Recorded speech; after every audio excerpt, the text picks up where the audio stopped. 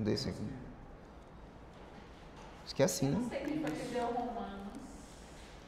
Já tiveram já? Não, eu já tive, porque eu já terminei. Tá de novo, vai fazendo... É porque Atos eu não assisti.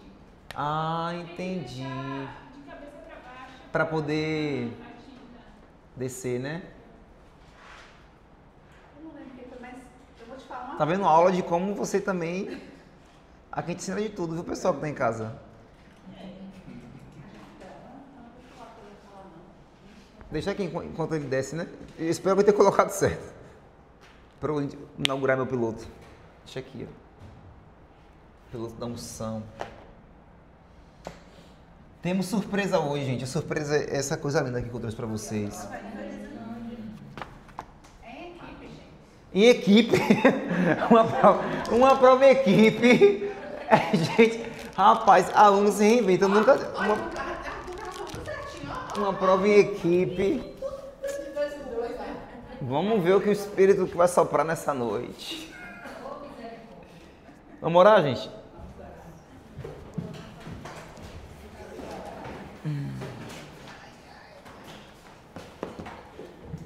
Papai, obrigado pela tua presença, obrigado pelas tuas misericórdias que são tão renováveis sobre nós, infinitas sobre nós.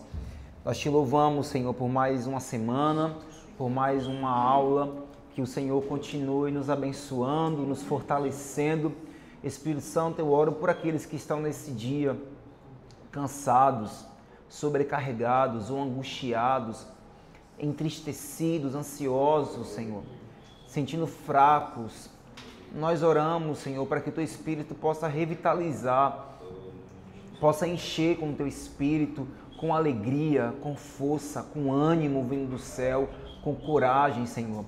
Aqueles que estão, porventura, frios espiritualmente, que o Teu Espírito Santo, que é fogo poderoso, que é um fogo santo, possa aquecer novamente o coração, a devoção dos meus irmãos nesse dia, no nome de Jesus. Nos guarde, nos livre de todo mal, que Teu Espírito possa nos ensinar mais uma vez a palavra de Jesus, em nome de Jesus. Amém. Podeis assentar. Abre a sua Bíblia em Atos capítulo 21, que nós vamos dar continuidade.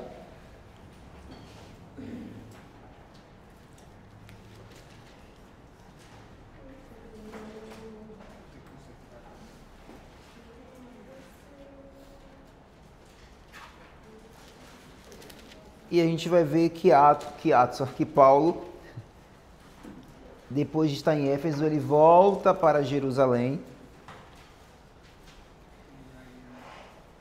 E nós vamos ver essa prisão de Paulo em Jerusalém. Lembra que houve uma profecia de Ágabo para Paulo com cinto, que ele voltaria para Jerusalém e lá ele seria preso? Pronto.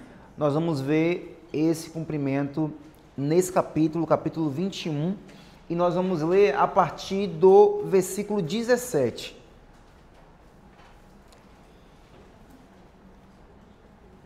Quando chegamos a Jerusalém, os irmãos nos receberam com alegria. No dia seguinte, Paulo foi conosco encontrar-se com Tiago, e todos os presbíteros se reuniram. E tendo saudado, contou em detalhes o que Deus tinha feito entre os gentios por seu ministério. Ouvindo isso, eles deram glória a Deus e lhe disseram: você percebe, irmão, que há milhares de judeus que creram e todos são zelosos da lei? Eles foram informados que você ensina todos os judeus entre os gentios a apostatarem de Moisés, dizendo-lhes que não devem circuncidar os filhos nem andar segundo os costumes da lei. Que faremos então? Certamente saberão que você já chegou. Faça, portanto, o que vamos dizer. Estão entre nós 4 homens que voluntariamente fizeram um voto, o voto do nazireado. Leve esses homens, participe da cerimônia de purificação com eles e pague a despesa deles para que rapem a cabeça. Assim, todos saberão que não procede a informação que receberam a respeito de você e que, pelo contrário, você mesmo vive de conformidade com a lei. Quanto aos gentios que creram, já lhes transmitimos decisões para que se abstenham das coisas sacrificadas a ídolos, do sangue, da carne de animais sufocados e da imoralidade sexual. Então Paulo, levando aqueles homens no dia seguinte, tendo se purificado com eles, entrou no templo, acertando o cumprimento dos dias da purificação, até que se fizesse a oferta em favor de cada um deles. Ou seja, os irmãos aconselharam a Paulo, já que os judeus que estavam perseguindo, que logo à frente vai prendê-lo, estava condenando Paulo e acusando Paulo de Paulo ter abandonado a lei de Moisés e incentivar outros judeus que também creram em Jesus a abandonar os mesmos mandamentos. Nós sabemos que Paulo não fez isso.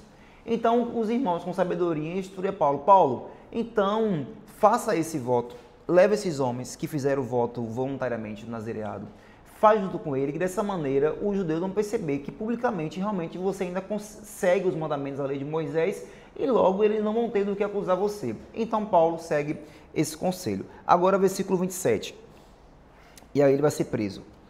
Quando já estavam por findar os 7 dias, os judeus que tinham vindo da província da Ásia, que foram aqueles mesmos judeus lá que se aglomeraram para poder açoitar e expulsar Paulo, ao verem Paulo no templo, alvoroçaram todo o povo e o agarraram, gritando: Israelitas, socorro! Este é o homem que por toda parte anda ensinando todos a serem contra o povo, contra a lei e contra este lugar. E mais ainda, introduziu até gregos no templo e profanou este recinto sagrado. Disseram isso, pois antes tinham visto Trófimo, o Efésio, em sua companhia na cidade e pensavam que Paulo o havia levado para dentro do templo, porque os gentios não podiam entrar no templo, só os judeus. Então disseram que Paulo tinha feito isso e, na verdade, não foi. Toda a cidade ficou em grande alvoroço e o povo veio correndo. Agarraram Paulo e o arrastaram para fora do templo e imediatamente as portas foram fechadas. Procurando eles matá-lo, chegou ao conhecimento do comandante das tropas romanas que toda a Jerusalém estava amotinada. Então este, levando logo soldados e centuriões, correu para o meio do povo. Ao verem chegar o comandante e os soldados, pararam de espancar Paulo. O comandante se aproximou e ordenou que Paulo fosse preso e amarrado com 2 correntes. Então perguntou quem era e o que havia feito. Na multidão uns gritavam uma coisa, outros gritavam outra. A gente vai até ler esse capítulo, não foi? Na aula passada. Não podendo ele, porém, saber a verdade por causa do tumulto, ordenou que Paulo fosse recolhido à fortaleza. Ao chegar às escadas, foi preciso que os soldados o carregassem por causa da violência da multidão, pois a massa de povo seguia gritando: mate-o. E quando Paulo ia sendo recolhido à fortaleza, disse ao comandante: seria possível dizer algo para o Senhor? O comandante respondeu: você sabe grego? Paulo sabia aramaico, sabia grego e sabia hebraico. Você não é por acaso aquele egípcio que algum tempo atrás começou uma revolta e levou 4.000 guerreiros para o deserto? Paulo respondeu: eu sou judeu, natural de Tarso, uma importante cidade da Cilícia, e peço ao Senhor que me permita falar ao povo. Obtida a permissão, Paulo, em pé na escadaria, fez com a mão o sinal ao povo, fez-se grande silêncio e ele falou em língua hebraica, dizendo... Aí Paulo vai se defender agora no capítulo 22. Ele vai falar sobre o seu testemunho. Não vamos ler todo, mas no capítulo 22 ele vai falar da sua origem e ele também vai falar sobre o seu testemunho de conversão. Ele vai explicar para as pessoas e para esse soldado como foi que ele se converteu. Onde foi que o Paulo se converteu? A caminho de Damasco. Como foi a experiência?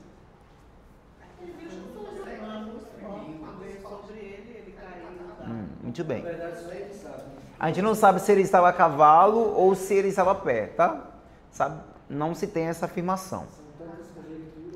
Não se sabe ao certo que se ele caiu do tempo, a gente fala, não, Paulo caiu do cavalo, a gente fala uma pregação em cima disso, mas no texto a gente não tem essa certeza, tá bom? Possivelmente de cavalo ou estava na carruagem, né? Já que estava fazendo uma viagem, mas também poderia estar caminhando a pé. Não se sabe. Ele era romano. Isso, vou explicar agora aqui à frente que ele vai falar sobre isso. Ele ocupava um certo status, né? Isso podia permitir que ele tivesse uma carruagem de fato. Carruagem, de cavalo, A gente parou onde aí? Tá. Então ele vai pregar contando o testemunho dele para as pessoas. Isso é interessante também, porque o nosso testemunho também é uma forma de evangelização. Contar para as pessoas o que Jesus fez na sua vida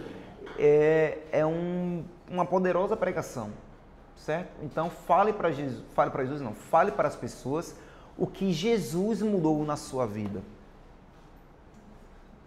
Quem se lembra aqui que Cristo mudou? Quem era antes e depois de Cristo? Não tem um abismo gigantesco de transformação? Então, quando você... era barril dobrado. Então, contar para as pessoas o que mudou quando Jesus entrou na sua vida, isso é poderoso. Demais. Na sua vida, na vida da sua família. Então, testemunhar algo para as pessoas que você experimentou e vivenciou é muito poderoso também. Então, Paulo vai pregar, vai ensinar, vai falar como que ele conheceu a Jesus. E também nesse capítulo, Paulo vai apelar para a sua cidadania romana. Paulo era um cidadão romano e também era judeu. Ele até fala sobre isso em Filipenses, que ele era tribo de Benjamim, hebreus de hebreus, né? Fariseu por excelência.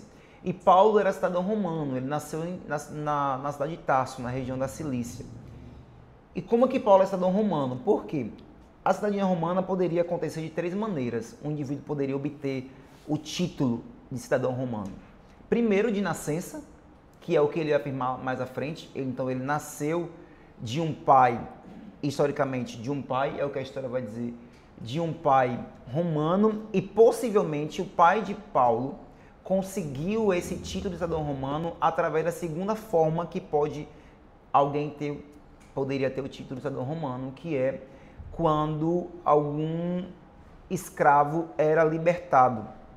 E naquela época a escravidão não era por raça, por cor, na verdade, não é raça não, por cor, mas era por dívida ou por cometer algum crime. E aí pagava-se uma espécie de fiança para ser libertado da escravidão e também poderia conseguir dessa forma um título de cidadão romano. Possivelmente o Paulo de Tarso foi dessa maneira, ou também poderia conseguir o título se por uma dispensa de reserva militar prolongada. Então, uma pessoa que serviu por muito tempo o exército romano, depois de ter servido o exército, ele recebia como honraria o título de cidadão romano. Então, de uma dessas maneiras, o indivíduo poderia obter. E quais eram E por que Paulo fala muito isso quando ele vai percebendo, chegando ao julgamento dele? Porque o que Paulo queria não era fugir da morte. Porque a gente leu que ele diz isso na sua despedida. Meus irmãos, não chorem, não se lamentem, porque eu estou pronto até mesmo para morrer em Jerusalém. Mas Paulo está alegando para a sua cidadania romana porque um cidadão romano tinha muitos direitos. Por exemplo, de ter um julgamento público justo. E é o que Paulo está querendo. Ele quer ser julgado de maneira justa. Porque se ele é julgado em Jerusalém, ele vai ser julgado pelos judeus que estão contra ele. Estão contra ele, mas estão também contra a verdade. Estão levantando falso testemunho de que Paulo está fazendo tal coisa e ele não estava fazendo. Então, em Jerusalém, o julgamento seria totalmente tendencioso e por influência religiosa. Então, Paulo quer ser julgado por César em Roma, para que ele tenha um julgamento justo, realmente, de maneira imparcial. Também alguém que tinha esse título não poderia ser crucificado e não poderia ser açoitado, não poderia passar por situações humilhantes, de agressões severas. Embora Paulo tenha sido açoitado, ele tinha o direito de não ser. Então, Paulo está buscando não é fugir da morte. Porque fica parecendo, nossa, Paulo tá muito apelão, né? Capítulos antes, eu estou pronto para morrer. E agora que chega a hora, tá falando que, me leva para Roma, parece que tá querendo fugir. Na verdade, não é.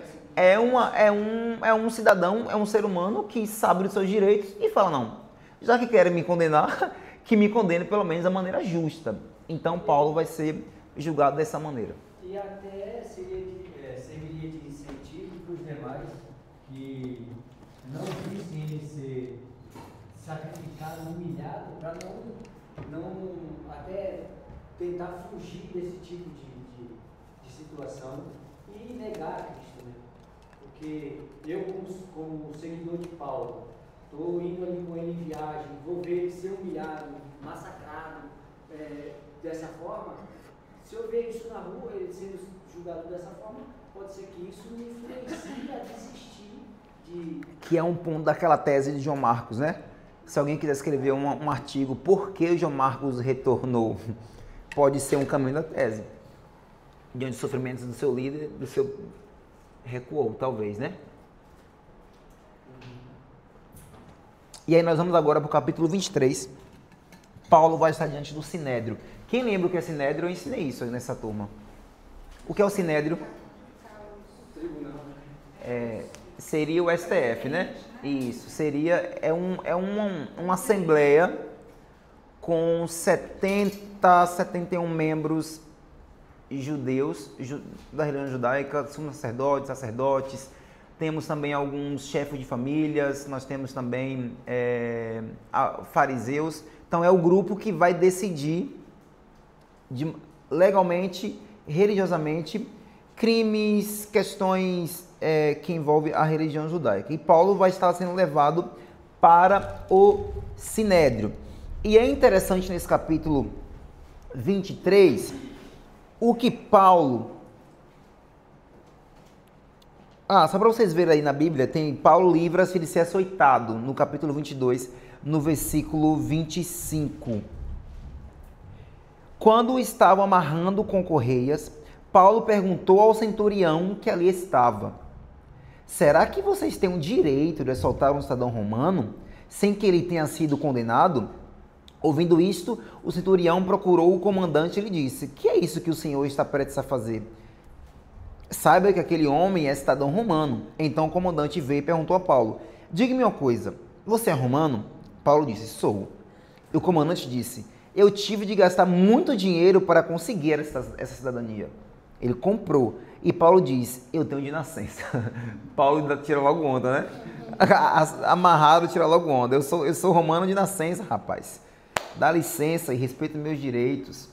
E agora, capítulo 23, diante do Sinédrio, Paulo, fixando os olhos no Sinédrio, disse: meus irmãos, tenham vivido até o dia de hoje com a consciência limpa diante de Deus. Mas Ananias, o sumo sacerdote, mandou aos que estavam perto de Paulo que lhe batessem na boca. Então Paulo lhe disse: Deus há de ferir você, parede branqueada. Na versão de vocês tem o quê? Parede branqueada, pronto.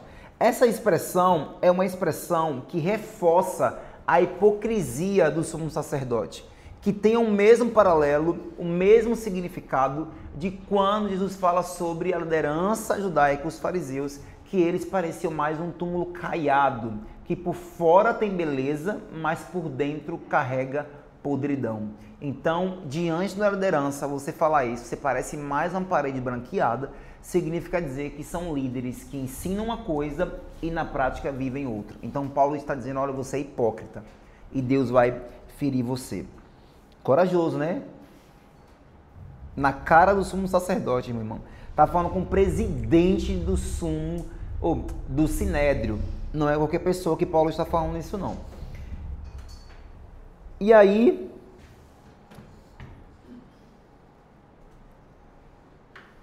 Paulo vai ficar preso na fortaleza, e no versículo 11, eu acho essa parte tão linda, tão linda. Na noite seguinte, o Senhor, pondo-se ao lado de Paulo, disse: coragem, pois assim como você deu testemunho a meu respeito em Jerusalém, é necessário que você testemunhe também em Roma. Eu acho lindo porque Paulo está preso, né? Prestes a ser condenado, no covil dos seus inimigos, no quintal dos seus inimigos, preso pelos seus inimigos. E o próprio Jesus, que aqui está dizendo que no dia seguinte, o Senhor apareceu do lado de Paulo e disse: não foi um anjo, o próprio Senhor, o próprio Jesus apareceu para Paulo e disse: coragem. Seria bom, né, se parasse aí: coragem. Olha, Paulo, você não vai morrer aqui, você vai morrer em Roma. Fica tranquilo. Não é hoje que você vai morrer, eu vou morrer daqui uns dias. Daqui um tempo você vai morrer, tá? Mas não é hoje não, fica tranquilo. Levanta, Paulo, tranquilo. Encara isso de boa. Vai morrer daqui pra frente. Não é, gente? Geralmente a gente quer que ele fale o seguinte, olha, não vai ter mais luta.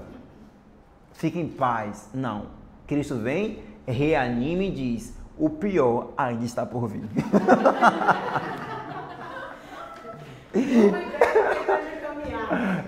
Vamos lá, que é muito longa a caminhada, meu filho. Vamos lá. Gente, vai ter texto lindo, porque a gente só espera palavras que afagam o nosso ego, que nos emocionem, né? Que nos dêem um sim. Mas aqui eu vejo Jesus e falo assim, Paulo, não tem jeito, meu filho. Eu não posso dizer outra coisa, mas o bicho vai pegar. Eu vejo por outro lado. Diga-me aí. Independente da iminência da morte, você receber o seu reino. Não, aí é... Dizer, cara, eu tô contigo, velho. Olha, eu vim de lá de cima para sentar aqui contigo para te dizer, olha, segue, tu não tá só. É incrível isso. Por isso que ele É algo inexplicável. É muito lindo. E essa é a razão Você de nem dizer. lembra que vai morrer. E essa é a razão mesmo, porque eu falo, meu Deus, o próprio Senhor se encarregou de vir. Poderia vir um anjo. Agora imagine Paulo naquele momento, como é que ele não ficou, cara? Poderia enviar alguém, né, um profeta, e falar assim, não, Paulo, o Senhor me disse que é para você ficar tranquilo. E falar assim, eu vou lá, eu vou ver meu amigo. Eu vou lá abraçar meu amigo, eu vou encorajar meu amigo. Eu vou lá chorar com meu amigo. E ele vem. E Jesus é desse. Quando você está preso, quando você está sentindo pressionado, ele não abandona. Olha que lindo isso. Jesus não abandona. Ele continua no caminho. Ele é o alfa e o ômega, e ele é o princípio e o fim, mas ele também é o caminho. Então, não importa onde você estiver, no início, no meio ou no fim da caminhada, Cristo estará lá. Ele é Emmanuel, Deus conosco.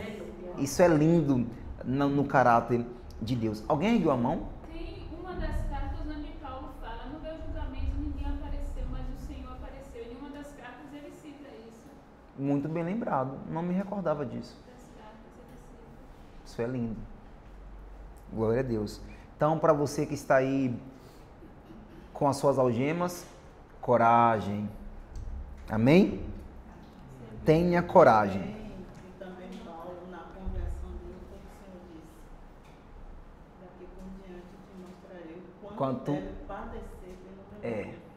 Então, ele tinha consciência disso, que a vida dele realmente era Sim, sofrer com Jesus, sim. carregar as marcas de Cristo. Exatamente. E aí logo depois nós vamos ver que os judeus que estão tentando matar Paulo vai armar uma emboscada, dizendo que é para Paulo ser levado no dia seguinte ao Sinédrio, mas na verdade eles queriam matar Paulo no caminho. Só que aí o sobrinho de Paulo escuta os judeus tramando isso, e aí esse sobrinho de Paulo fala com Paulo, e Paulo vai pedir para que o sobrinho dele fale com Félix. Olha aí no versículo 16. Mas o filho da irmã de Paulo, o que é de Paulo? Sobrinho. Sobrinho, é sobrinho. O filho da minha irmã é meu sobrinho, né? Então tá lá o sobrinho, olha como é bom ter um sobrinho, né, gente, do nosso lado. O sobrinho ouviu os judeus tramando emboscar para matar o judeu. Ele falou assim, não, meu tio não. Eu precisava estar aqui para ouvir isso aí. Precisava. Não sabe que tem uma tia que intercede por mim, cuida de mim. E aí o sobrinho vai lá e ajuda o tio para não ser morto. E aí Paulo pede para ele ir contar a Félix. Olha aí no versículo...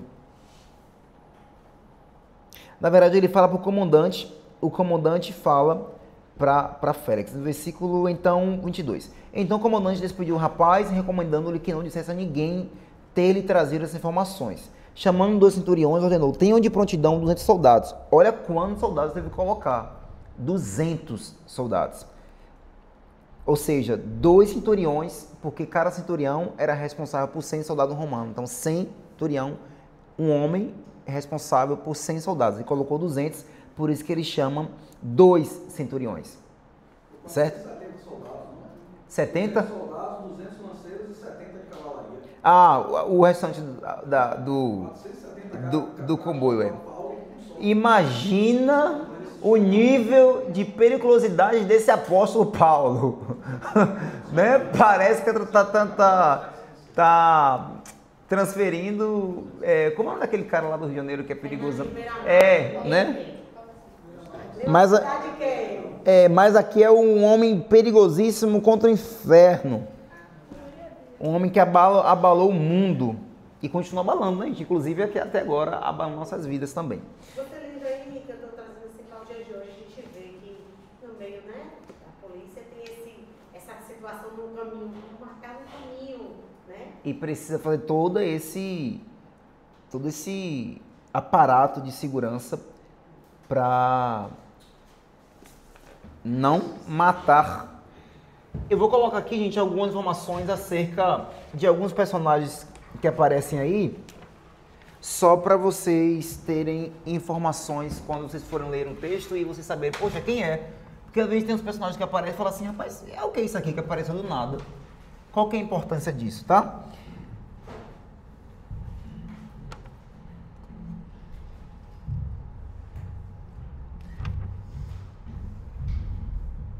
Dá pra ver?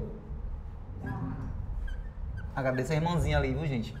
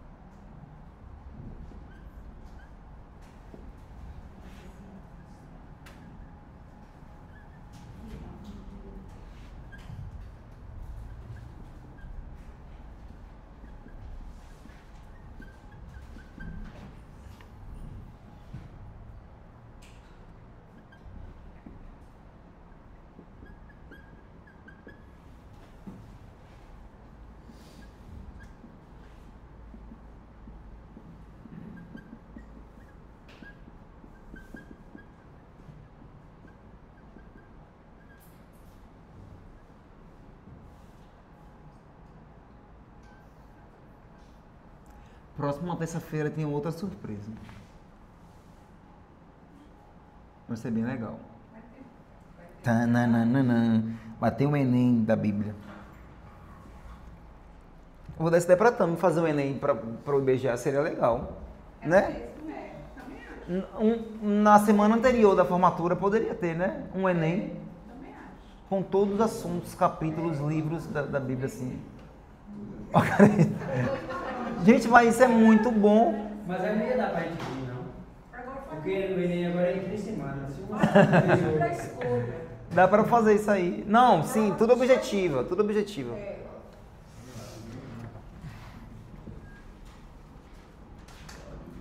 Ou então simulados, né? Porque também pode ficar mais interessante. Simulado dos evangelhos. Simulado de Atos. Simulado de Apocalipse. Poderia ser interessante. Mas também fica livre de cada professor se quiser fazer.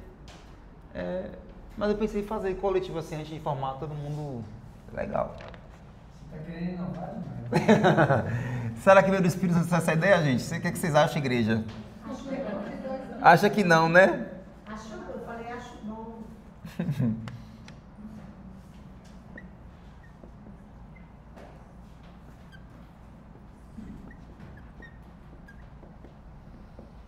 Vocês gostam de estudar? Ou estuda só porque tem que estudar mesmo? Eu gosto. Eu só gosto da Bíblia. Gostar, eu gosto. Não tem muito Não quero tempo. estudar mais nada. Eu já cansei. O negócio é administrar tempo. Criança também, eu quero estudar mais tarde. Eu quero estudar mais.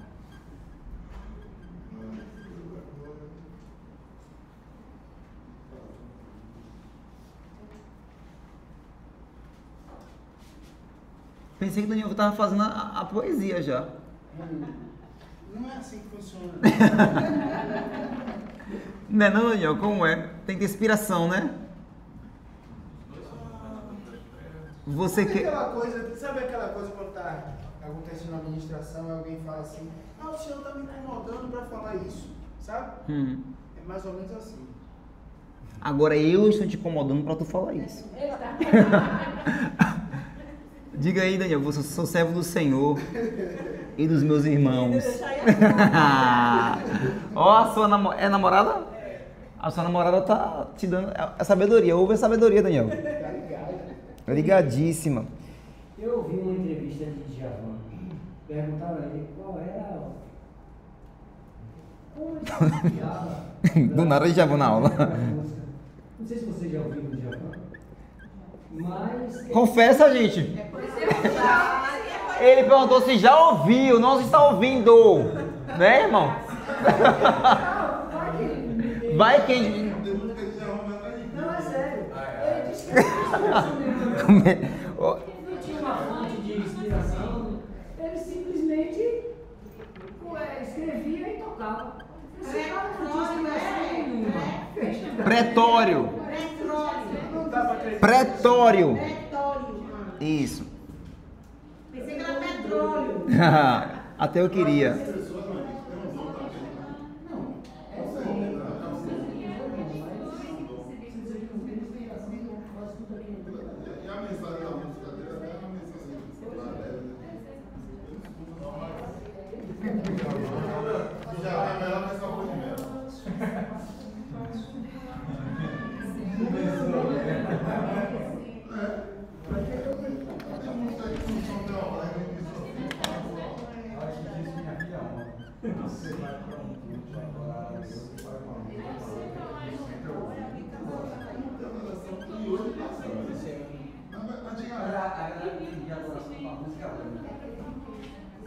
Tem nada a ver com a relação, é qual é a fonte da letra. A letra está indo para que lugar? Sim, estava discutindo isso aqui, E mesmo que de novo,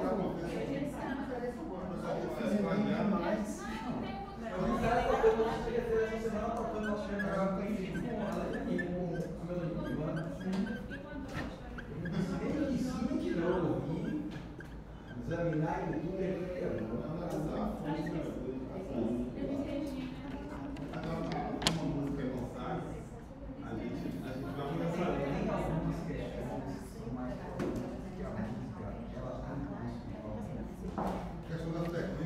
Vamos lá, gente, só para poder explicar para vocês aqui.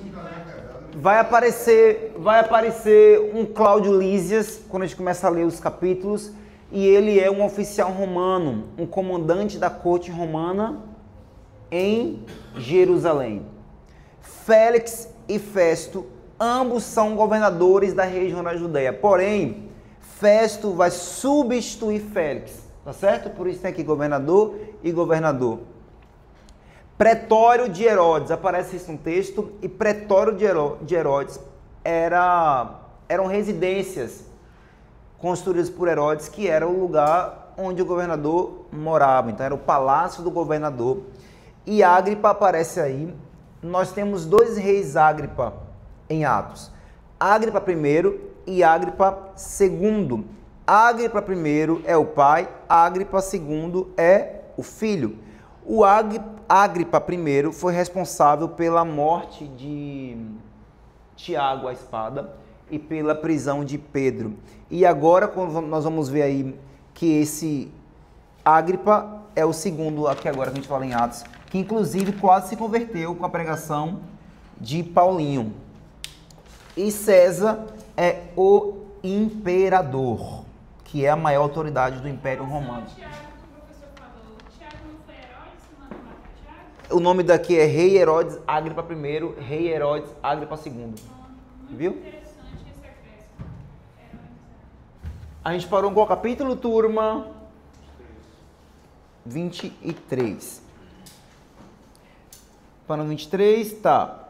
E aí, depois do sobrinho que ajuda Paulo, Paulo vai pedir para o sobrinho falar com o comandante. Esse comandante vai escrever, esse comandante chamado Cláudio. Vê se vocês conseguem achar o nome dele aí, que está me saltando nos meus olhos aqui. Está no qual versículo? 23 e 26. Eu não tô de óculos hoje. Achei aqui.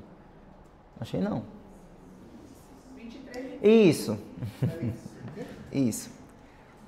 23, 26. Isso.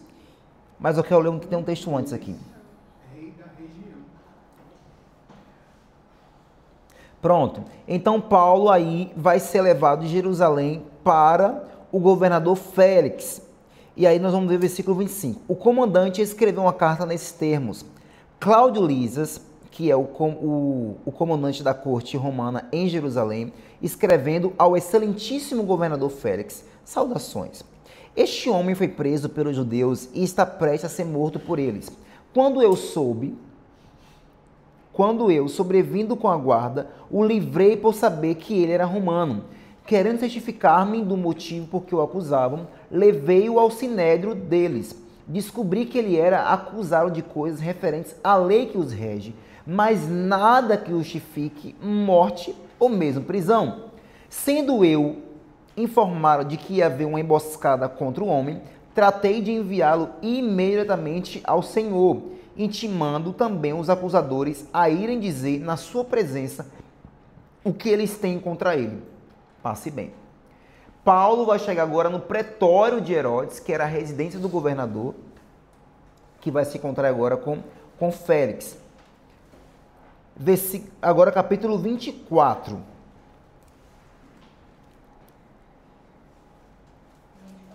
Isso, 24. Agora Paulo chegou no pretório, vai estar diante de Félix. E aí Paulo diz o seguinte: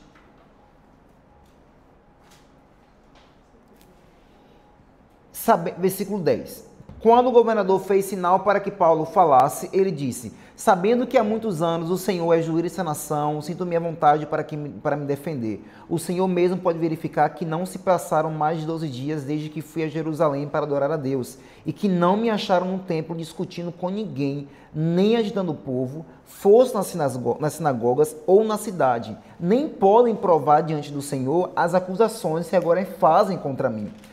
Porém, confesso ao Senhor que, segundo o caminho, o que chamam seita, assim eu sirvo ao Deus de nossos pais, acreditando em todas as coisas que concordam com a lei e os escritos dos profetas, tendo a esperança em Deus, como também estes a têm, de que haverá ressurreição, tanto de justos como de injustos. Por isso, também me esforço por ter sempre uma consciência pura diante de Deus e dos homens.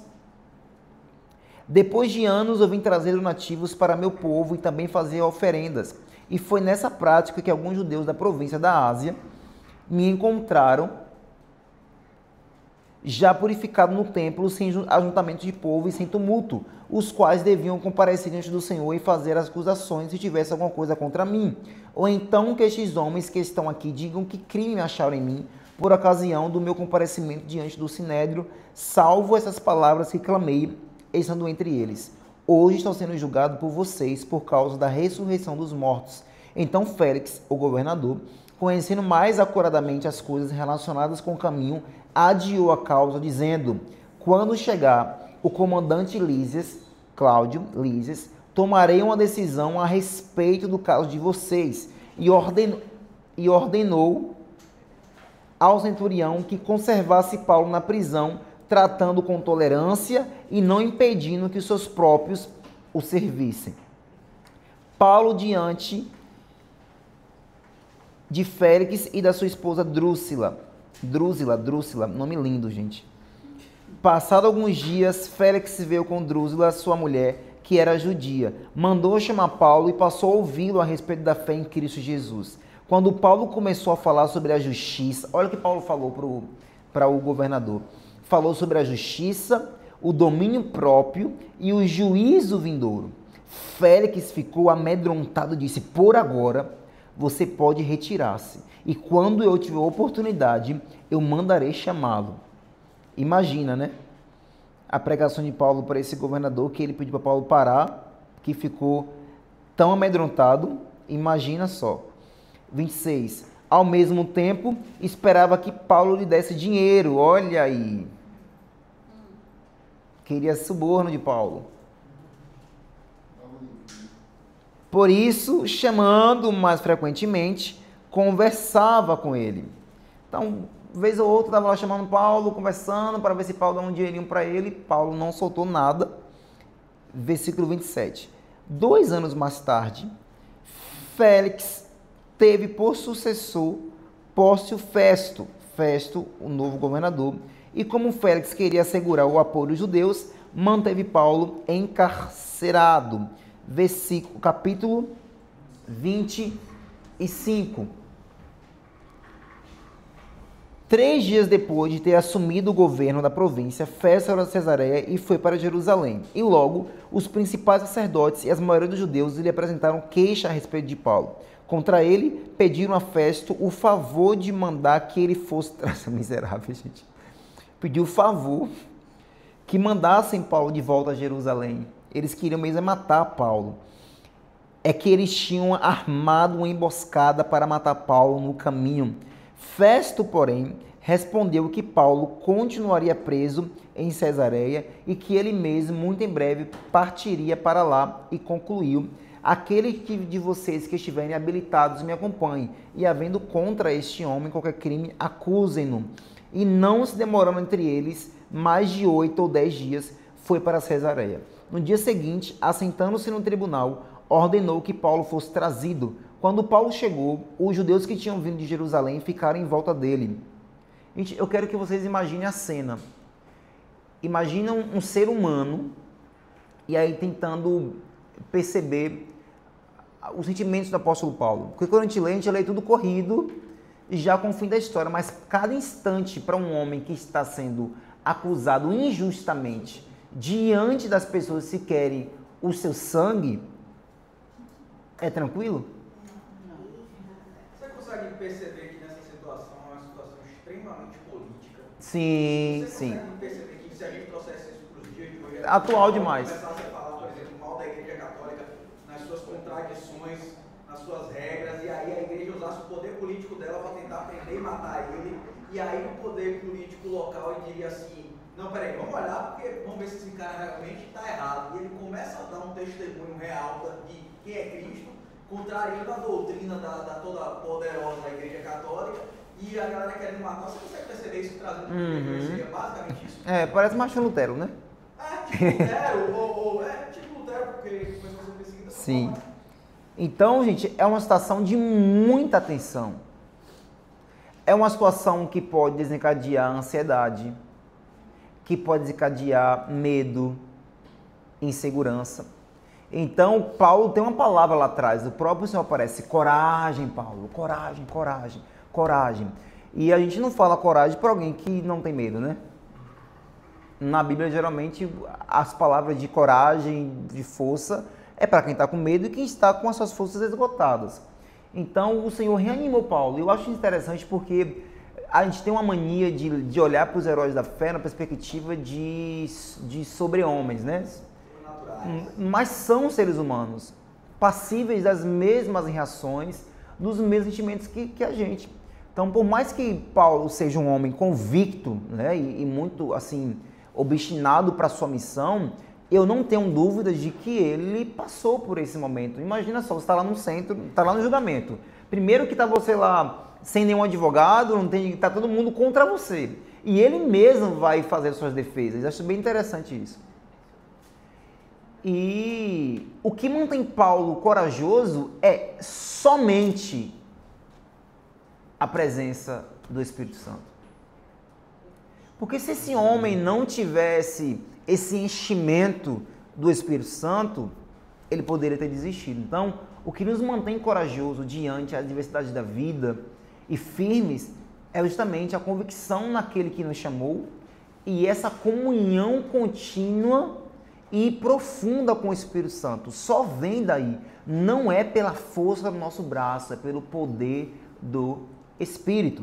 Então, Paulo está lá agora rodeado pelos seus inimigos no tribunal. E ele começa a dizer o seguinte, versículo 7. Quando Paulo chegou, os judeus que tinham vindo de Jerusalém ficaram em volta dele, fazendo muitas e graves acusações. Todo mundo te acusando. Todo mundo te acusando. As quais, entretanto, não podiam provar. Então Paulo, defendendo-se, disse: nenhum pecado eu cometi contra a Igreja Católica. Nenhum. Oh, meu Deus do céu. Perdoa esse povo, Senhor. Perdoa esse povo, Senhor. Nenhum pecado eu cometi contra a lei dos judeus, nem contra o templo, nem contra César. Então Festo, querendo assegurar o apoio dos judeus, olha, todo interesseiro politicamente interessado no apoio. Sim. Quase um brasileiro. Meu Deus. É desabafando o irmão está desabafando, fica livre, fica à vontade. O apoio de Deus perguntou a Paulo, você gostaria de ir a Jerusalém e ser ali julgado por mim a respeito dessas coisas? Paulo respondeu, eu estou diante do tribunal de César, onde convém que eu seja julgado. Eu não fiz mal nenhum aos judeus, como o Senhor sabe muito bem. Se de fato pratiquei algum mal ou crime digno de morte, eu estou pronto para morrer. Se pelo contrário, não são verdadeiras as coisas de que me acusam, ninguém pode me entregar a eles. Apelo para César, o imperador. César aí, a palavra César é imperador, né? Imperador. Que vem de czar. Mas quem era o imperador dessa época? Era Augusto? Não lembro. Se alguém quiser dar Google aí. Na morte, lá na segunda prisão, vai ser Nero. Não, na morte. Agora aqui eu não sei. Se alguém dá um Google aí pra mim. O professor ensinava, só que eu esqueci. Então Festo, tendo falado com o conselho, respondeu, já que apelou para César você irá. Versículo 13, passados alguns dias, o rei Agripa e Berenice, a sua esposa, a rainha Berenice, chegaram a Cesareia a fim de saudar Festo. Eles chegam aí, e aí, versículo 22, então Agripa disse a Festo, eu também gostaria de ouvir este homem. Festo respondeu, amanhã você poderá ouvi-lo. E aí nós vamos no capítulo 26, e nós vamos ver que Paulo novamente vai chegar diante do rei e ele vai explicar de novo o testemunho de como foi que ele se converteu. Vai explicar tudo, do início ao fim. E aí, versículo 19, eu acho isso bem interessante, é uma lição para a nossa vida. Versículo 19, Paulo diz, assim, ó rei Agripa, eu não fui desobediente à visão celestial. Foi Nero mesmo.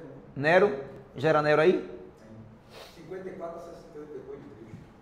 Assim, ó rei Agripa, eu não fui desobediente à visão celestial. Paulo tinha uma ordem, Paulo tinha uma missão que não foi dada pelos homens. Foi uma visão e uma ordem dada por Deus. E ele vai dizer que ele foi obediente, ele não foi desobediente à visão celestial. E quantas vezes nós desobedecemos à visão celestial quando nós passamos por pressões, por perseguições, por afrontas, ou às vezes simplesmente de maneira muito relaxada, que não precisa de tudo isso para a gente desobedecer, né? A gente pode desobedecer a Deus no conforto, inclusive a gente não vive em situação de perseguições severas e extremas como esse caso a gente está lendo, e ainda assim, em alguns momentos, em algumas circunstâncias, a gente desobedece à visão celestial. Cada um aqui recebeu do Senhor uma visão celestial para a sua vida. Cada um recebeu do Senhor. Cada um ouviu de Deus. Cada um entendeu a visão celestial do Senhor para a sua vida. E para aqueles que têm uma visão celestial, o próximo passo, sabe o que se chama? Obediência. Para a visão, é obediência. Para uma ordem, é obediência. E eu acho interessante que Paulo, em meio a todas essas desaventuras, ele ainda continua obediente à visão celestial. E qual foi a visão celestial para a vida de Paulo? Um homem que ouviu o seguinte, olha, eu vou te fazer sofrer. Eu vou te mostrar qual o privilégio de você sofrer por mim. Pô. Que visão linda, gente. Eu escutando isso, começar a exercer o ministério, até brilhar. Porque, olha, você vai sofrer. Você vai saber o que essa foi faz do não, agora pode ir. Rapaz, isso acho que Paulo começou a vencer a partir daí, né? Porque... Ô Henrique, aqui Molhou. Quem ia falar, pode falar. Aquela citação que eu lhe falei. Tá em que... Tá em qual carta? 2 Timóteo? 2 Timóteo 4. 11, 12? 16, 17, 18. Tudo que você ensinou sobre Paulo está escrito Tá aí.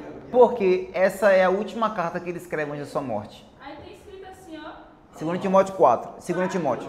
16, 17, 18. Ninguém me assistiu na minha primeira defesa, antes todos me desampararam. Que isso não lhe seja imputado. Mas o Senhor assistiu-me e fortaleceu-me, para que por mim fosse cumprida a pregação e todos os gentios a ouvissem, e fiquei livre da boca do leão. E o Senhor me livrará de toda a má obra e guardar-me-á para o seu reino celestial, a quem seja glória para todo sempre. Amém. Resumo. Lindo. E fica chateado que ninguém visita ele, tá passando. Deu uma pregação isso daí agora, viu? Eu vou sair da igreja porque na igreja ninguém me visita, ninguém fala comigo. Olha só o que Paulo passou. E nem por causa disso deixou ser levado. Então o cristianismo não é só sobre essas questões, né? É muito mais além, mais profundo. Nossa convicção. É muito maior. Amém. Glória a Deus. A gente parou em Paulo falando com Agripa, né? Que ele não foi desobediente à sua visão celestial. E aí, olha que interessante, né? Olha, Festo, o governador, vê Paulo pregando isso para o rei Agripa e vê que o rei Agripa tá dando ouvidos a Paulo e ele interesseiro querendo dinheiro de Paulo, vai interromper Paulo, e diz assim, olha, versículo 24. Quando Paulo estava dizendo essas coisas em sua defesa, Festo interrompeu gritando, você está louco, Paulo, ficou louco de tanto estudar. Eu ouvia isso na minha casa muito, que eu ficava muito tempo estudando. Vai ficar louco, menino, vai ficar louco de estudar. Quem nunca ouviu isso? Quem nunca ouviu isso tem que estudar mais, né? E aí, versículo 28. Então Agripa se dirigiu a Paulo e disse, por pouco você me convence a me tornar cristão. Imagina um rei falando isso, gente. A vida desse homem, ainda mesmo no cárcere sendo julgado, ele prega de maneira assim muito eloquente, que Paulo falar muitíssimo bem, muito bem instruído, letrado, mas não só como ele diz, né? Eu não vim a vocês com sabedoria humana, eu vim pelo poder do Espírito, porque é o poder do Espírito que convence o homem, é o poder do Espírito. Então, em Paulo contando sobre a sua história de conversão, o Espírito vai gerando convencimento no coração do homem para um rei dizer, por pouco você me convence a me tornar cristão. Paulo respondeu, eu peço a Deus que faça com que, por pouco ou por muito, não apenas o Senhor, ó rei, mas todos os que hoje me ouvem venham a ser alguém como eu, mas sem estas correntes. Gente do céu, não tem condição não, esse cara é fora da curva, velho. Constrangedor demais. Porque ele poderia falar assim, eu vou pedir para Deus pegar os anjos e lançar todo mundo aqui no fogo, né? Não, na verdade ele está fazendo a mesma coisa que Jesus fez na cruz. Pai, perdoa-lhes. Perdoa-lhes. E quando eu me lembro de Cristo na cruz dizendo o seguinte, Pai, perdoa-lhes, perdoa-lhes. É mais ou menos Cristo falando o seguinte, Pai, perdoa eles, porque eu quero morar com eles para sempre. Imagina, Jesus dizendo que quer morar para sempre com as pessoas que estavam matando. Que amor é esse? E Paulo está falando o seguinte, olha, daqui a pouco eu vou morrer, mas eu vou para o céu, eu não quero que vocês, meus inimigos, vão para o inferno. Eu quero que por meio do meu sofrimento, vocês alcançam a esperança eterna. Gente, isso aqui é amor. Ele podia pensar, nossa, todo mundo. Mas ele não, ele ainda quer que aqueles que estão acusando siga para a vida eterna juntamente com ele. Ele está exatamente seguindo o caminho de Cristo. É por isso que ele diz o seguinte: sede meus imitadores como eu sou de Cristo. Como não olhar para a vida de Paulo e não perceber Cristo? Sempre que eu leio a história de Paulo, eu procuro ver os comportamentos que são idênticos ao de Cristo. E é interessante que Paulo não caminhou com Cristo, mas ele teve revelação. Ele estava lá, testemunha do apedrejamento de Estevão. O mesmo testemunho também de Estevão. O testemunho é um exemplo de Estevão também. Sim. O mesmo ditado que é antecipada, né? Sair um pouco dessa questão. E também está ligado à questão da semeadura. Paulo fez miséria, né? Fez. Olhou também. Sim, com certeza. Aqui se faz assim. E fez mesmo em Jerusalém, ele acabou com o povo de Jerusalém, estava nas casas, arrastava pelos cabelos, botava na praça para ser preso. Arrombava as casas, rapaz. Eu descobri que ele colocava os crentes também na chapa quente. Alguma coisa do tipo de morte lá também, jogava na fornalha. Era terrível, ele odiava, era ódio, não era simplesmente raiva, ódio, perversidade. Sobre isso. Eu estava dizendo a ela que existia uma questão de Paulo. Deus avaliava muito a intenção do coração do homem, né? A diferença de Paulo para os fariseus é que Paulo acreditava piamente que ele estava fazendo um favor a Deus. Ele estava defendendo a palavra da verdade. Talvez por causa disso, diferentemente dos judeus que estavam defendendo suas posições políticas. Os judeus não queriam Jesus porque ele ia tirar o templo, que os romanos iam tomar, ia perder a condição política e econômica. Então os judeus disseram: esse cara aí vai causar uma revolução, vai arrebentar com a gente. Paulo não. Paulo estava fazendo toda essa miséria, mas ele estava dizendo: eu estou defendendo o Senhor, o Deus que eu creio. Aí Deus falou: você quer me defender mesmo? Vou lhe dar a oportunidade? Vou lhe dar essa oportunidade, vamos lá comigo. Já que você gosta de defender? Você não quer me defender? Eu vou lhe dar a oportunidade de você entender o que é me defender. Uma oportunidade sangrenta. Com relação à crueldade de julgamento, a Síria e Roma competiam ali, um pouco que eu pesquisei, competiam ali bem juntos sobre as crueldades que foram os piores mesmo. Punir os seus opositores. Sim.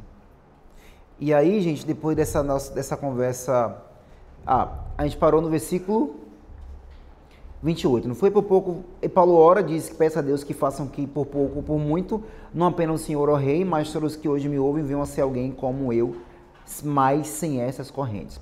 A essa altura levantou-se o rei, também o governador e Berenice, bem como os que estavam sentados com eles, e ao saírem falavam uns com os outros, dizendo: este homem não fez nada passivo de morte ou de prisão. Então Agripa se dirigiu a Festo e disse: este homem bem podia ser solto, se não tivesse apelado para César. E aí ele vai ser levado para a Itália. Quando eles saem de Cesareia para ir para a Itália, vão entrar no navio e aí a gente vai ver essa história que é bem interessante. Eu li esse texto e falei: nossa, isso aqui deu uma pregação poderosa, incrível. Incrível, porque falou muito comigo, e nós vamos lê-lo agora, tá bom? E aí essa viagem para a Itália é que vai ocasionar um naufrágio que vai levar Paulo para Malta, certo? Então está saindo de Cesareia e está viajando, atravessando o mar Mediterrâneo. Lembra que no mar Mediterrâneo tem 3 ilhas? Tem o mar Mediterrâneo. Ui. Cadê o piloto, gente? Achei. Tem o mar Mediterrâneo. Aí tem lá 3 ilhazinhas. Tem Chipre. Tem Creta. Olha o carro Creta. E tem a ilha de Malta. Então é mais ou menos aqui no mapa, aqui embaixo está Jerusalém. Eu acho que Cesareia está aqui para cima. E aí vai fazer essa viagem em direção à Itália, que está lá do outro lado. Mas aí nós vamos ver que os ventos são contrários e vai ter aí uma grande aventura. Lembra que eu disse que cada livro da Bíblia poderia ter uma trilha sonora? Qual que seria a trilha sonora de Atos? Lembra disso? Questão de prova. Ação. Então aqui agora, meu irmão, aumenta o som que vai ser loucura. Quem gosta aí daquele filme de ação que tá no navio e o barco tá naufragando e vem e tudo mais, agora vai começar isso. Vamos embora ler? Vocês gostam de ler a Bíblia, gente? Amém. Quando foi decidido que devíamos navegar para a Itália, entregaram Paulo e alguns outros presos a um centurião chamado Júlio, do batalhão imperial. Embarcando no navio de Adramítio, que estava de partida para costear a província da Ásia, fizemos ao mar, indo conosco Aristarco, um macedônio de Tessalônica. No dia seguinte, chegamos a Sidom. Júlio, tratando Paulo como unidade, permitiu que ele fosse ver os amigos e obtesse assistência. Partindo dali, navegamos ao abrigo da ilha de Chipre, porque os ventos eram contrários. Muitas vezes, nas nossas viagens, os ventos são contrários. Alguém aqui já enfrentou ventos contrários na sua vida? Vai chorando, geme e chora. E tendo atravessado ao mar ao longo da Cilícia e Panfilha, chegamos a Mirna, na Lícia. Nesse porto, o centurião encontrou um navio de Alexandria, que estava de partida para a Itália, e nos fez embarcar nele. Navegando vagarosamente, muitos dias, foi com dificuldade que chegamos às imediações de Cnido. Não nos sendo permitido prosseguir por causa do vento contrário, navegamos ao abrigo de Creta, na altura de Salmona. Costeando a ilha com dificuldade, chegamos ao lugar chamado Bons Portos, perto do qual estava a cidade de Lazeia. Depois de muito tempo, tendo se tornado uma navegação perigosa e já passado o tempo do dia de jejum, Paulo os aconselhou dizendo: Senhores, vejo que a viagem vai ser trabalhosa, com dano e muito prejuízo, não só da carga e do navio, mas também da nossa vida. Imagina, gente, em alto mar, ouvir uma pessoa falar isso, né? Para você. Porém, presta atenção, o centurião dava mais crédito ao piloto e ao mestre do navio do que ao que Paulo dizia. Devocional do dia. A quem mais você dá ouvidos? A um profeta de Deus, a palavra de Deus, ou a sua segurança na técnica do homem? O centurião resolveu dar mais crédito ao mestre e ao piloto do que ao que Paulo estava dizendo. E às vezes a gente dá mais crédito ao que a gente sabe, ao que a gente já experimentou, a força do nosso braço, do que a voz de Deus. Talvez o piloto e o mestre falavam: não, vai ser tranquilo, estou tranquilo aqui, eu navego por aqui há muito tempo. É assim mesmo. E Paulo diz: irmãos, eu estou vendo que a viagem vai ser muito trabalhosa e difícil, não apenas para a carga, mas também para a nossa vida.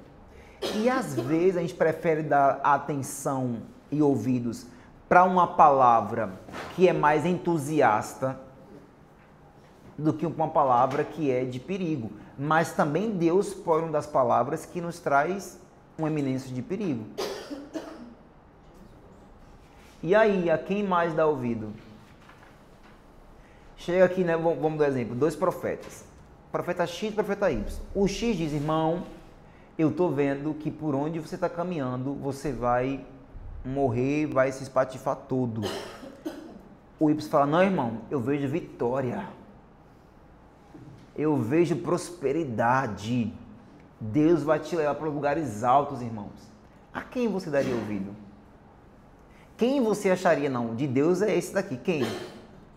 O X ou Y?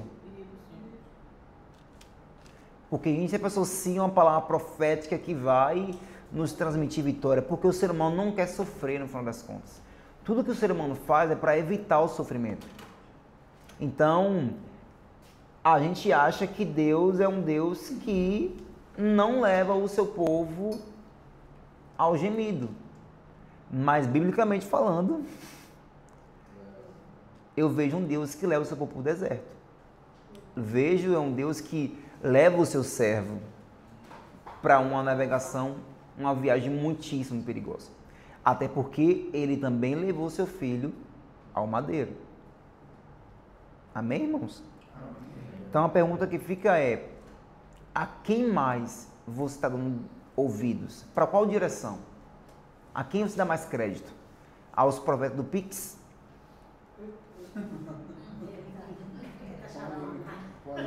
Tem muito, gente. Tem gente que dá mais ouvidos aos profetas do Pix. Gente, eu vejo alguns vídeos que eu vejo, eu fico procurando o evangelho, porque tem que ter cruz. A Bíblia é um livro de esperança. A Bíblia também é um livro que fala sobre prosperidade, que fala sobre abundância. É o evangelho completo, tem gemido, sofrimento, mas também tem glória, né? Tem alegria. Mas a gente não pode esquecer de pregar o evangelho completo. E o evangelho completo tem que passar pela cruz. Não tem como fugir disso. Só que a gente quer muito palavras de motivação porque a nossa vida está quebrada. A maioria dos seres humanos estão com suas vidas quebradas, vazias, carentes, e aí o ser humano precisa ouvir uma palavra de motivação. Só que o evangelho, isso aqui não é um livro de motivação, é um livro de transformação. A Bíblia não nos motiva, ela nos transforma. E ainda que seja necessário nos transformar por meio do choro e da dor, isso vai acontecer.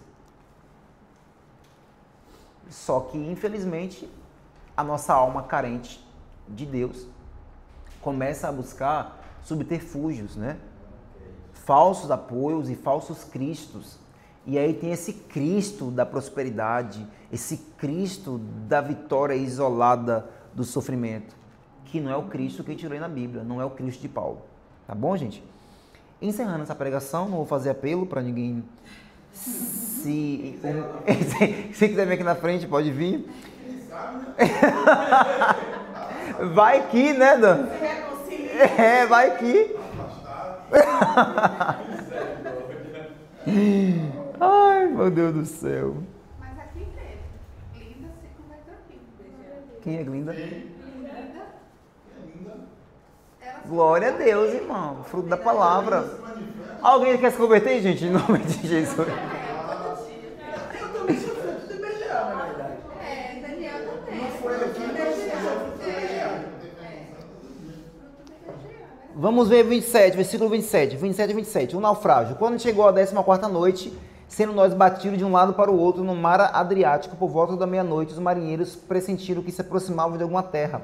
E lançando a sonda, viram que a profundidade era de 36 metros. Passando uns poucos mais adiante, tornando-se a lançar a sonda, viram que a profundidade era de 27 metros.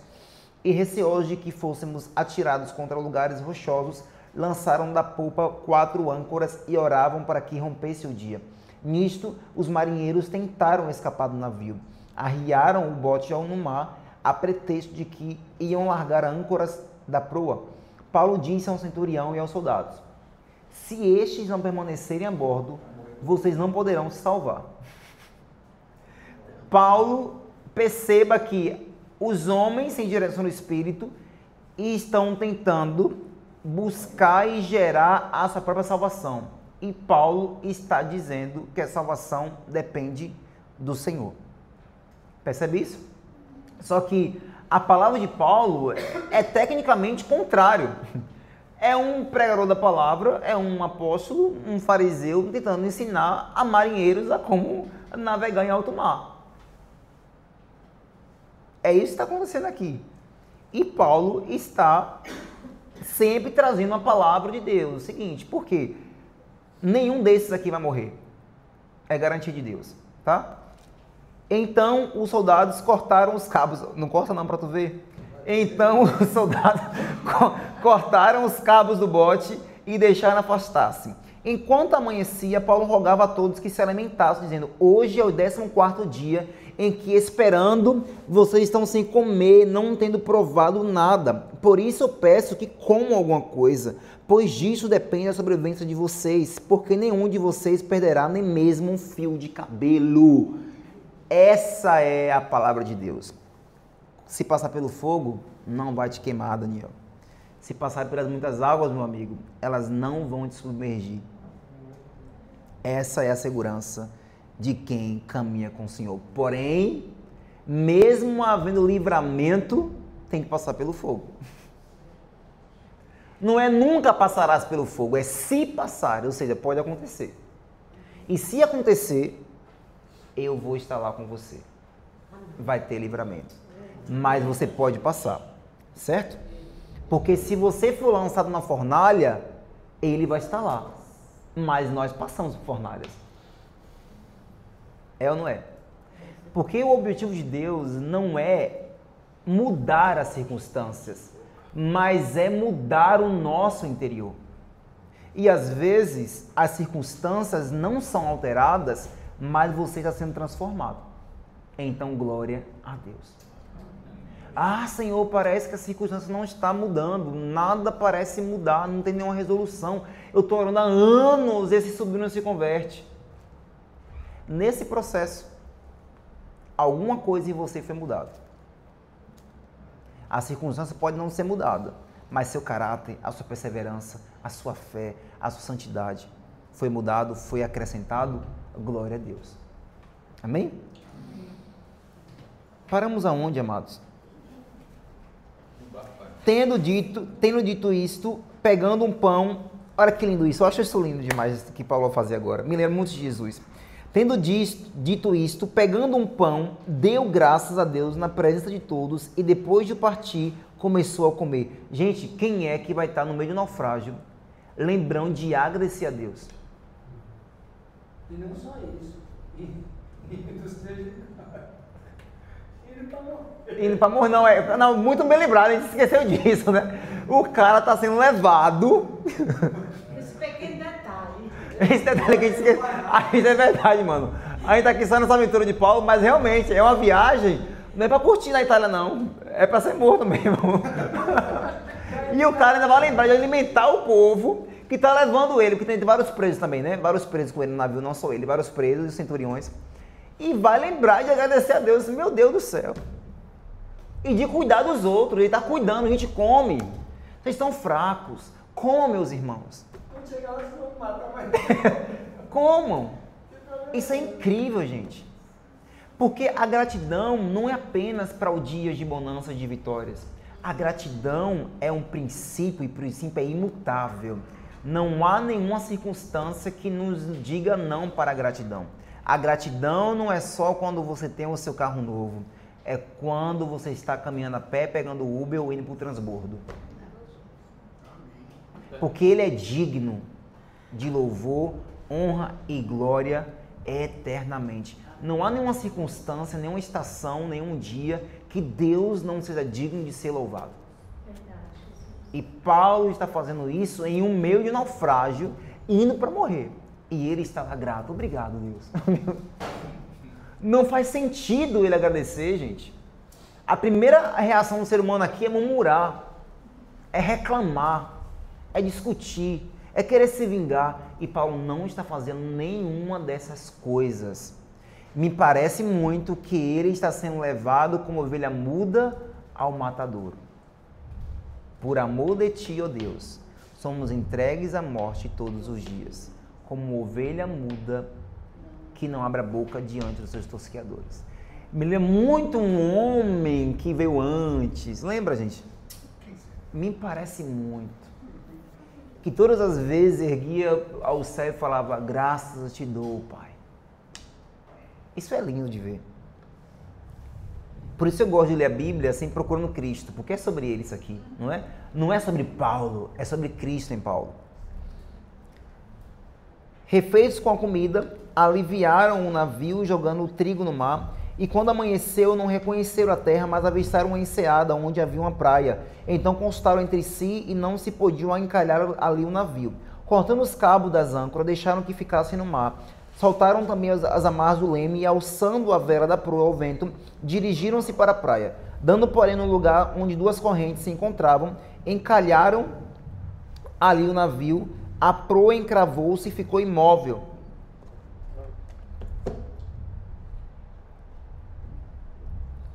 e ficou imóvel, mas a popa se despedaçava pela violência das ondas. O parecer dos soldados era que os presos deveriam ser mortos, para que nenhum deles fugisse nadando. Mas o centurião, querendo salvar Paulo, impediu, pelo menos isso, né? O cara ajudou tanto. Ordenou que os soubesse nadar fossem os primeiros a lançar-se ao mar e alçar a terra, quanto aos demais que se salvassem, uns em tábuas e outros em destroços do navio. E foi assim que todos se salvaram em terra. Versículo 28, agora na ilha de Malta. Uma vez em terra, verificamos que a ilha se chamava Malta. Os nativos nos trataram com singular humanidade, porque acendendo uma fogueira, acolheram a todos nós por causa da chuva que caía e por causa do frio. Tendo Paulo ajuntado a tirar da fogueira um feixe de gravetos, uma víbora, uma serpente, fugindo do calor, prendeu-se na mão dele. Quando os nativos viram a víbora pendurada na mão de Paulo, disseram uns aos outros: certamente esse homem é assassino, porque salvo do mar, a justiça não deixa viver. Porém ele, sacudindo a víbora no fogo, não sofreu mal nenhum. Isso aqui se cumpre a palavra de quem, gente?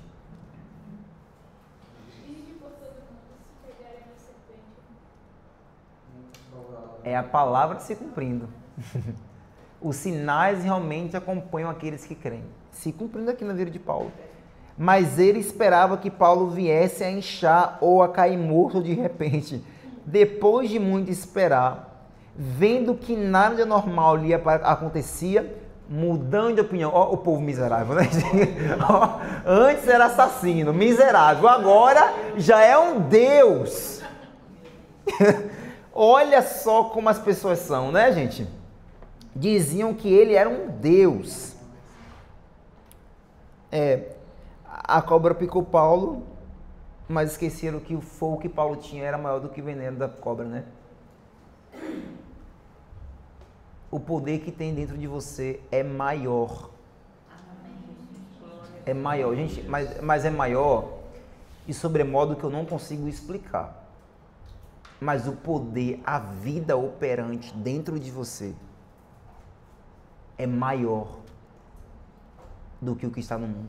Se a gente entendesse isso, né? A gente só precisa entender isso. Cheio. É Deus, é o Espírito de Jesus dentro de você. Então, se é o Espírito daquele que venceu a morte, mesmo uma víbora te picando, você não vai sofrer dano algum, nem se beber algo mortífero. Isso é poderoso, meus irmãos. Alguém pode dar um glória aí, um aleluia.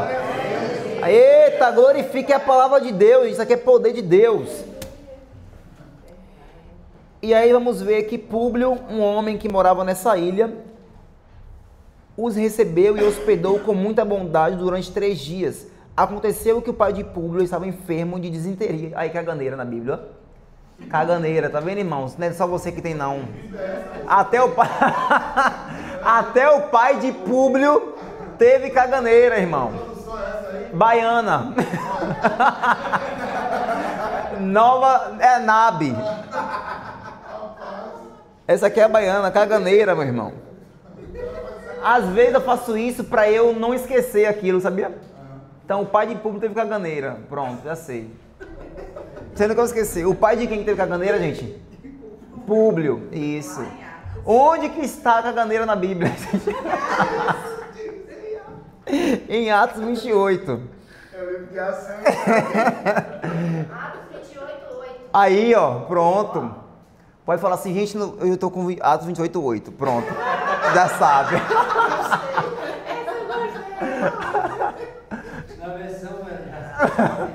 Na versão baiana. Na versão baiana. Aqui está disenteria. Na judaica, né? Aqui também dá disenteria. Eu que fiz essa paráfrase. E estava ardendo em febre. Paulo foi visitá-lo. E o que pode acontecer? Um homem cheio do Espírito visitando um doente? Cura. E Paulo, orando, impôs-lhes as mãos e o curou. Lembrando que ele está indo para... Morrer. E ele está trabalhando, servindo os irmãos. Ele não está em nenhum momento preocupado com a sua própria vida. Como tem muitos, fulano tá me perseguindo, vou deixar esse mexer, não vou fazer mais, não vou cuidar mais de nada, não vou limpar. Vou desistir. Deixa ele lá cuidar, já vou sair mesmo, não tô nem aí. Ele não, ele tava ali. Ele pra morrer. E um naufrágio, sendo preso, picado por uma cobra e ainda vai servir aos outros. Isso é evangelho, meus irmãos. Impôs as mãos e o curou. À vista desse acontecimento, os demais enfermos... Não foi só o pai de Públio, não. À vista desse acontecimento, os demais enfermos da ilha vieram e foram curados. Então, curou muitas pessoas. Os quais... Hã? Depois que só que era um Deus. Os quais nos distinguiram com muitas honrarias e, tendo nós de prosseguir a viagem, nos puseram a bordo tudo o que era necessário. E agora, aí pronto, ele vai chegar em Roma e na Itália, versículo 16. Uma vez em Roma, Paulo recebeu permissão para morar por sua conta própria, tendo em sua companhia o soldado que o guardava. Na primeira prisão de Paulo vai ficar preso em uma prisão domiciliar. Então ele vai alugar essa casa e vai ficar preso lá. E vai ter um soldado que vai ficar guardando essa casa. Nessa casa, Paulo conseguia receber visitas, certo? Dos seus discípulos, inclusive aí ele vai escrever as suas cartas da prisão. Oi? Quando aqui está falando assim, uma vez em terra descobrimos, então versículo 1 de 28? 28, Lucas falando. Isso, Lucas está aí. Uma vez em Roma, Paulo recebeu permissão para morar por sua conta própria, tendo sua companhia o soldado que o guardava. E aí depois ele vai chamar os judeus e vai dizer de novo que nada fez para merecer aquilo. Depois de me interrogarem, 18. Quiseram soltar-me porque não me encontraram em mim nenhum crime passivo de morte. Diante da oposição dos judeus, fui obrigado a apelar para César, não tendo eu, porém, nada de que acusar o meu povo. Foi por isto que pedi para vê-lo e para falar com vocês, porque é pela esperança de Israel que eu estou preso com essa corrente. Então eles lhe disseram: nós não recebemos da Judéia nenhuma carta que falasse a respeito de você. Também não veio qualquer dos irmãos que nos anunciasse ou dissesse algo de mal a seu respeito. Mas gostaríamos de ouvir o que você pensa, porque sabemos que em todos os lugares essa seita é contestada. E Paulo vai pregar em Roma. Tendo eles marcado um dia, foram em grande número ao encontro de Paulo no lugar onde ele residia. Então, desde a manhã até a tarde, então Paulo consegue transformar um lugar de prisão em um ponto de pregação. Então, desde a manhã até a tarde, lhes fez uma exposição em testemunho do reino de Deus, procurando persuadi-los a respeito de Jesus, tanto pela lei de Moisés como pelos profetas. Houve alguns que ficaram persuadidos pelo que Paulo dizia, outros, porém, continuaram incrédulos, e havendo discordância entre eles, começaram a ir embora. Mas antes que saíssem, Paulo disse essas palavras: bem falou o Espírito Santo aos pais de vocês, por meio do profeta Isaías, quando disse: vá a este povo e diga, ouvindo vocês ouvirão, e de modo nenhum entenderão, vendo vocês verão, e de modo nenhum perceberão, porque o coração deste povo está endurecido. Ouviram com os ouvidos tapados e fecharam os olhos, para não acontecer que vejam com os olhos, ouçam com os ouvidos, entendam com o coração e se convertam e sejam por mim curados. E Paulo concluiu: portanto, fiquem sabendo que essa salvação de Deus oferece foi enviada aos gentios. Obrigado, Senhor. Gente, está falando da gente isso aí. Toda vez que eu vejo, eu falo: Deus, obrigado, Senhor. Obrigado, Senhor. Oh, meu Deus, obrigado, Jesus. E eles a ouvirão. Eu ouvi, Senhor, obrigado. Ditas essas palavras, os judeus foram embora, tendo entre si grande discussão. Durante 2 anos, Paulo permaneceu na sua própria casa que tinha alugado, onde recebia todos que procuravam. Pregava o reino de Deus e com toda ousadia ensinava as coisas referentes ao Senhor Jesus Cristo, sem impedimento algum. Então aqui por 2 anos ele fica preso nessa casa dele, uma prisão domiciliar. Logo depois ele vai ter uma soltura e ele vai fazer uma viagem com Tito e com Timóteo. Ele vai deixar Tito em Creta e vai deixar Timóteo em Éfeso, e ele vai caminhar em direção à Espanha. Depois ele é preso de novo em Roma, e nessa sua segunda prisão, Nero já está instaurando já uma perseguição muito feroz contra os cristãos, e Paulo vai ser preso no cárcere Mamertino. Era para eu ter trazido meu notebook para mostrar a vocês, mas depois você dá um Googlezinho, pesquisa lá, cárcere Mamertino. Era um tipo de prisão no subsolo. Então tinha um buraco, o preso descia e também era por onde recebia os alimentos, e esse preso ficava lá e tinha um buracozinho assim que ele fazia as suas necessidades físicas, e Paulo ficou lá até a sua morte. E nesse cárcere Mamertino, ele vai escrever a sua última carta, que é 2 Timóteo. Aí abre 2 Timóteo capítulo 4, para a gente ver o que ele vai falar, porque aí lembra do rapazinho que gerou toda aquela discussão entre Barnabé e ele? Aí agora ele vai dizer que era para trazer João Marcos. Se não estou enganado, o Rodrigo Silva está citando agora que foi localizado com precisão e certeza dessa prisão de Paulo. Eu também vi algum.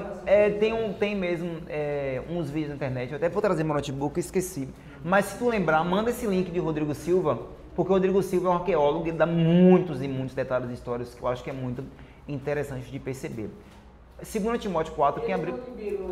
Não, aí ele vai fazer ainda? Ele está colocando isso no curso que ele está dando de 3 a 4 dias por R$29, um negócio desse assim. Aí ele fala sobre. Mas é só dar um Googlezinho, uma cárcere ou prisão mamertina, que você vai ver lá esse tipo de prisão.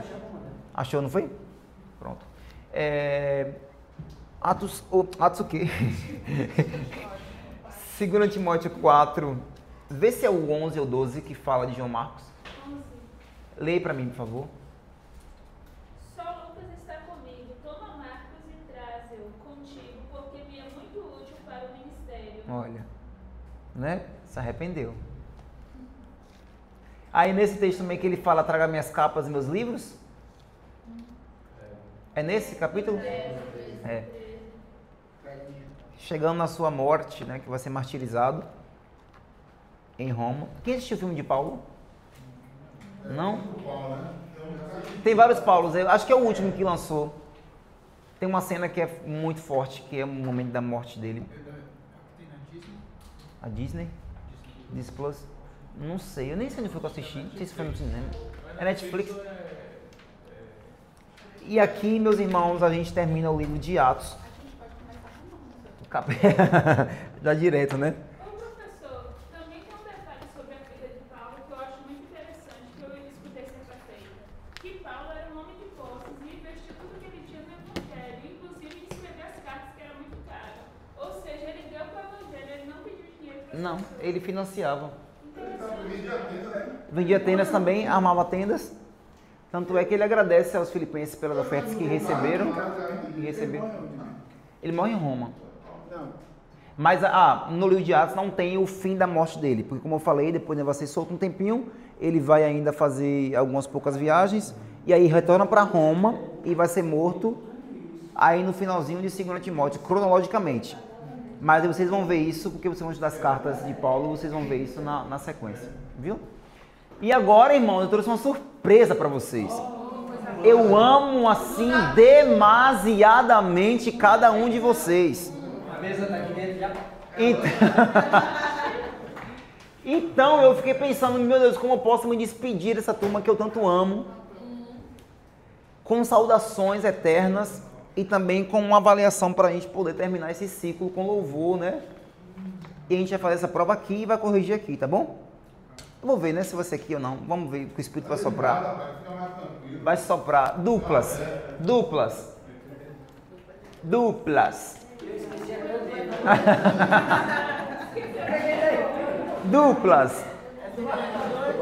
Dupla de 2.